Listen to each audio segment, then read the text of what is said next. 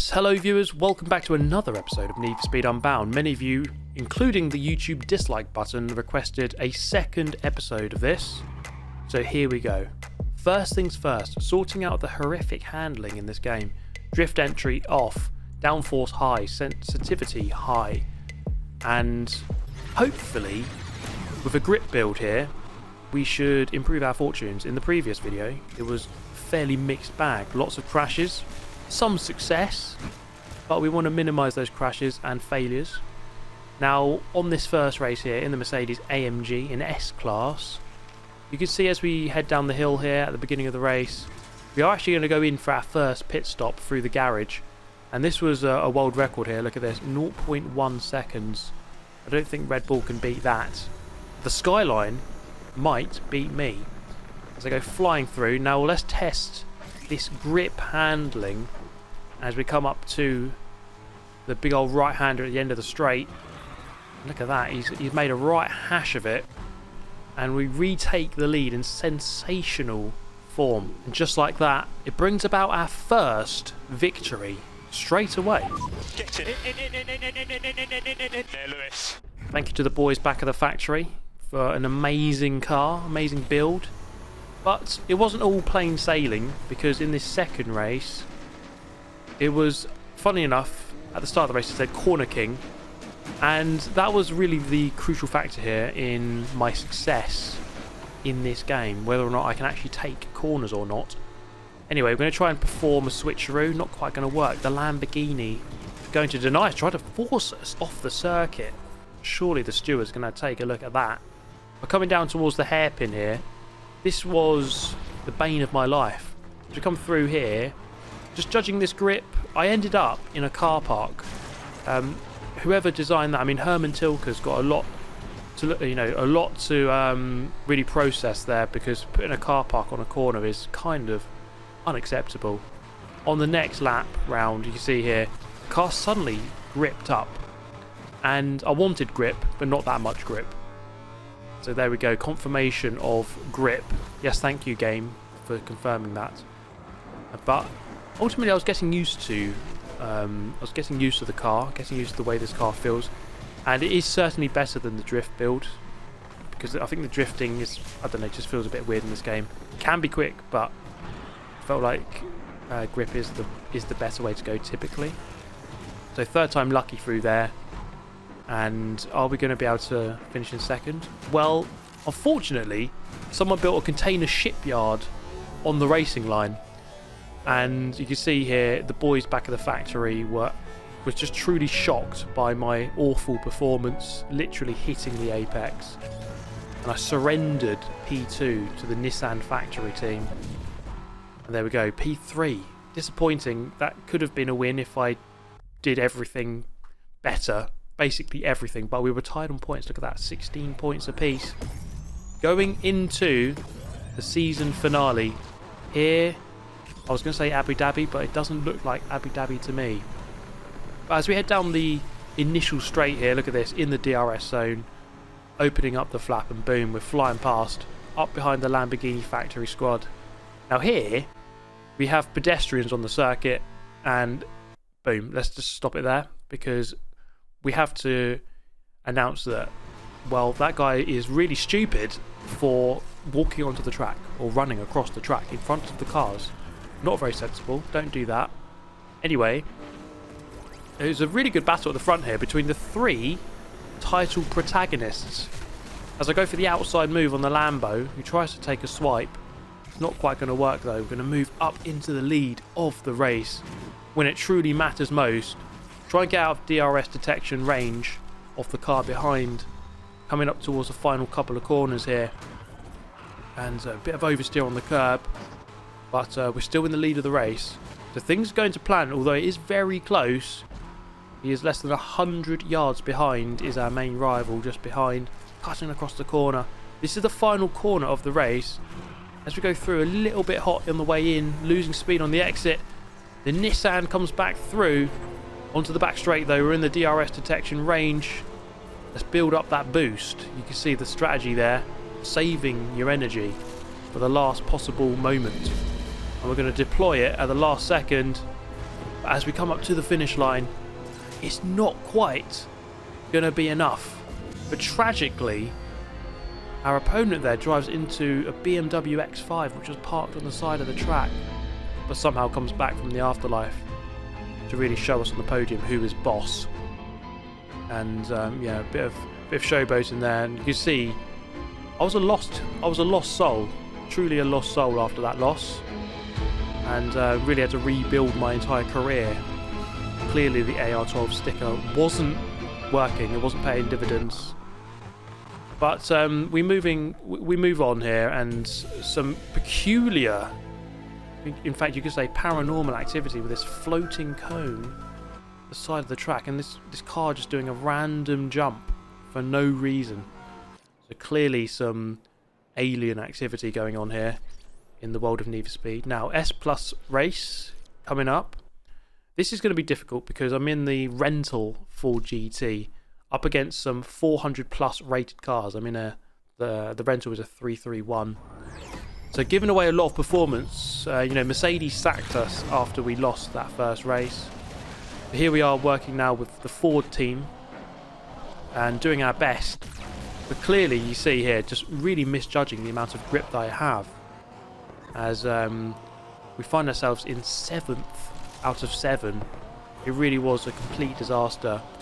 We've gone from Mercedes, you know, the title winning outfit, we're now in the Haas at the back of the pack, and here we're straight into that car, whatever that car was. I went to the final corner. I was in a desperate battle to not finish last, and it's amazing how the tables have turned from the first session to this one. Did manage to catch up with a couple of cars here. I have another Ford GT, I think another stock car user, another rental, and then I managed to get the better of this guy. Went way too wide on the final turn, and some glimmer of hope, capturing P4 on the line, which was not too bad. In the next race, we have a beautiful poetic message from our friend here in the Volkswagen, which was just beautiful, really well written. But I mean, I'm not in a Lambo, so it doesn't actually apply to me per se. Now this guy, well, I mean, the Lambo hater decided to go into the forest. Now, just want to pause it there because what we're about to see is very strange. More paranormal activity. Now, I'm not sure exactly what upgrade that is, but clearly it's working. He's miles in the lead and wins the race in quite dominating fashion. So I can only hope to unlock that upgrade, the floating car upgrade. Now, for the third race, this car, he hits a rock and then grips up, flips over to the left. So that's him out of the race. But I suddenly find myself in the lead, and it's that meme again where you wonder how on earth did that get there. Super GT in the lead in a lone car in S+. But then unfortunately, Roger on the way to work got in the way and went into the back of him. Now this was a bit of a weird crash. Got totaled by another player who, I don't know, it was a weird moment. I'm sure you'll agree. And ultimately I finished P3, solid recovery, but it was only good enough for 4th in the championship. And after all of that, I had to do a bit of soul searching. My character clearly not happy with recent performances, so we had to give him a makeover. And this is the result. Look at this incredible specimen of mankind. No way they can lose against whoever this is. I don't know whoever they are. But when you're wearing a Roman outfit from 2,000 years ago, there's very little chance that you can lose. So let's find out here, up against this guy in the Nissan GTR. It wasn't really any match, to be honest, because it is overpowered, the Roman outfit, to be fair. And I was just on form, really. To be honest, it was just quite an easy couple of wins here, because this first one just pulled away from the pack. And, you know, he gave us a good challenge, did the guy in the Nissan GTR. It wasn't good enough, though. Second race, again, smashing into a van at the end to celebrate. So 2 wins out of 2. Nice little switcheroo there on our opponent. And this is back of the track. We did the first couple of races. And you see here, look, I've improved my technique through that corner. Not hitting the container. And winning by 1,000 yards. for another fine victory, 3 out of 3. Now, after the race, forklift user 175 kept honking at me, and for no reason at all, I decided to block him, just to really utilise that feature. And into the next session, he was actually still there. Forklift user 175's there, so the block function clearly not working. Up against this guy, whoever that is, looks like he's seen a ghost. But anyway, on the grid, away we go. Up against a couple of M3 GTRs, which seem to be very strong cars and fairly easy to get in the game. So let's see what we can do. The real challenge here, winning a session, or at least trying to win a race in a rental. And it helps when your opponents just drive into traffic like that. So I found myself in P2 here. We're going to try and learn from our mistakes of the past. We're gaining experience all the time for the Ford factory team, gathering data. And after many test sessions and simulator sessions back at base, we find ourselves here challenging the BMW M3 and going into the lead of the race. Incredible stuff. Such that as we come into this corner here, our opponent uses the bin power-up. You see that? Look, they chucked a bin at us. I didn't know you could use power-ups in this game, but then he crashes, respawns, and it's quite incredible how little time you lose from spawning in this game. There he is, forklift user 175. I blocked him 5 minutes ago, and here we are in an incredibly titanic duel for victory. I'm going to have to try to outwit him, outsmart him. He's got the superior machinery from the BMW factory squad. But there we are, back into the lead of the race. Incredible scenes here. Absolutely sensational stuff. I'm going to try and take a better line into this one. Avoid the bins from our opponents. And we've done exactly that. It's a close battle though. Less than 100 yards in it into the final turn of lap number 2. Almost over gripped there. So still trying to get used to the way the car feels through the corners. But here I managed to get through the traffic, thankfully. And I'm not sure the guy behind managed to quite do the same as we pull away. And this is quite extraordinary. This is like a Haas winning a race in F1. It's just rarely seen. It's a rarely seen incident, you know. And in fact, the guy in second, the forklift user, he got out of his BMW and started forklifting. So we managed to get a massive gap and win the race.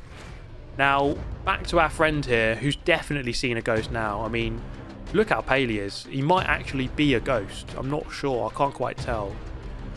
So whatever's going on, I mean, lots of very strange occurrences going on in Need for Speed. Paranormal activity, there's ghosts, there's floating cars. Very, very peculiar stuff. But we're just going to try and focus on our race here. You know, our physio before the race was just giving us really good advice just to not worry about paranormal activity. Just focus on what you got to do out there on the track. And up against the duo of M3 GTRs here, I was not really taking any prisoners. Going quite aggressive with my defending, as you can see, into the hairpin. And I was revising my strategy on driving.